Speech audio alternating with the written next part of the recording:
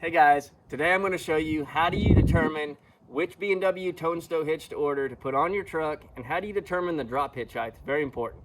First thing you want to do to determine which receiver that you need or which drop hitch that you need is to measure the diameter on your truck receiver. So here you can see I've got my truck receiver, I've got nothing in there. I'm going to measure the inside diameter from inside wall to inside wall, and I've got a 2-inch diameter. It's really common. There's only a few sizes that are common. This one's a 2-inch. Our F350 is a 3-inch. But it's going to be 2 inches whether you measure it vertically or horizontally. So that's the first thing you need to know, so you know what size your receiver hitch is. They're going to need to know whether it's a 2-inch or a 3-inch. This is a 2-inch, so we know we need a 2-inch hitch. Now we're going to go and determine the drop hitch height. It's really important that you pull your trailer and your truck on the same level surface and get your trailer leveled. Do that by having a simple leveling device.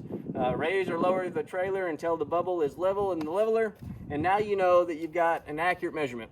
First measurement you're going to take, you only need to take 2, is you're going to measure from the ground up to the bottom of the trailer coupler. So if you can see that here, I'm 16 inches from the ground to the bottom of the trailer coupler. That's right here. Now I'm going to come over here and I'm going to measure from the same ground up to the top of the inside diameter of my hitch. So my receiver hitch, it's 17 inches.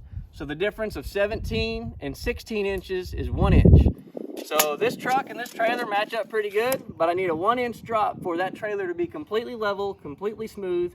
It's gonna increase the longevity of your tires. The trailer's gonna tow better. Everything's gonna be better by taking those 2 little quick measurements. So hope this helped, and make sure to get you a B&W Tow Stow.